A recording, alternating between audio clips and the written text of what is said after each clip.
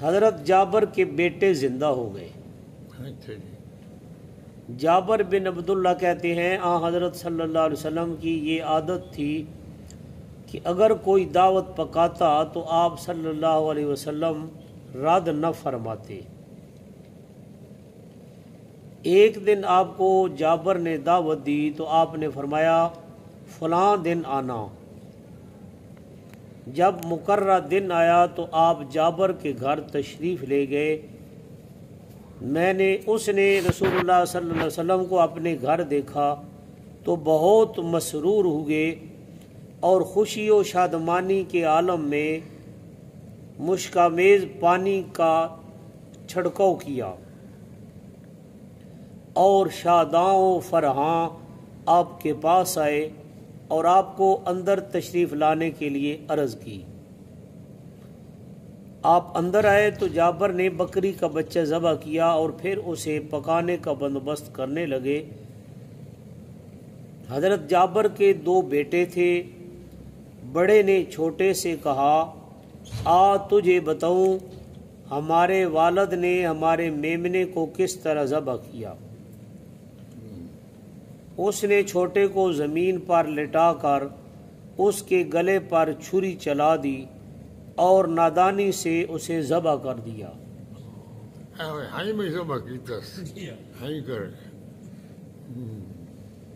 جب حضرت جابر کی بیوی نے اسے دیکھا تو دوڑ کر اس کی طرف آئی، لیکن وہ خوف کے مارے مکان کی چھت پر چڑھ گیا۔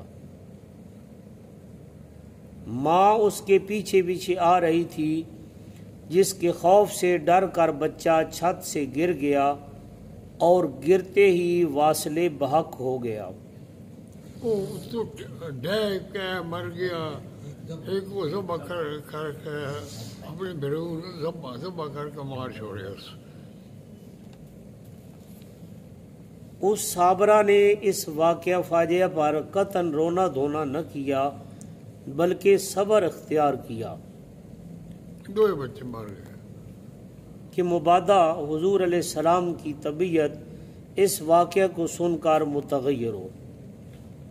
اس نے دونوں بچوں پر ایک کپڑا ڈال دیا اور کسی کو اس حادثہ کی خبر نہ ہونے دی۔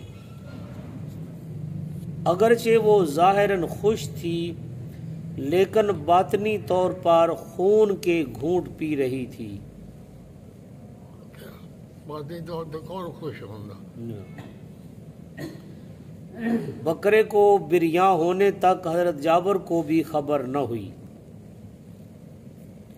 کھانا پکا کر حضور علیہ السلام کے سامنے رکھا گیا تو حضرت جبرائیل امین نازل ہوئے اور بتایا کہ اللہ تعالیٰ کہتے ہیں کہ جابر کو کہیں کہ اپنے دونوں بیٹے بھی لائے تاکہ آپ کے ساتھ کھانا کھائیں۔ جابر کو حکم ہوا تو فوراً گھر گئے اور پوچھا کہ دونوں بچے کہاں ہیں۔ انہوں نے بتایا کہ کہیں باہر گئے ہیں۔ جابر نے آ کر اطلاع دی، وہ اس وقت موجود نہیں۔ حضرت صلی اللہ علیہ وسلم نے فرمایا اللہ تعالیٰ کا حکم ہے کہ ان کے ساتھ کھانا کھایا جائے۔ جب اس صابرہ اور شاکرہ بی بی کو دوبارہ پوچھا گیا تو اس نے رو کر بچوں کی لاشوں سے کپڑا اٹھا کر سارا واقعہ کہہ سنایا۔ دونوں روتے روتے حضرت صلی اللہ علیہ وسلم کے قدموں میں گر گئے۔ سارے گھر میں کوہرام مچ گیا۔ جبریل علیہ السلام نے آ کر کہا یا رسول اللہ صلی اللہ علیہ وسلم، آپ ان بچوں کی لاشوں پر کھڑے ہو کر دعا کریں، زندگی اللہ دینے والا ہے۔ حضرت تشریف لائے اور بچوں کے لیے دعا فرمائی۔ وہ اسی وقت وہ فرمان عزدی زندہ ہو گئے۔ وصلی اللہ تعالی علیہ وآلہ واصحابہ اجمعین۔ دنیا والو دیکھ لو قدرت رسول اللہ کی۔ دنیا والوں دیکھ لو قدرت رسول اللہ کی. دیکھ لو یہ ایک مصر لکھے نے. اچھا دنیا والوں ایک اور شعر ہے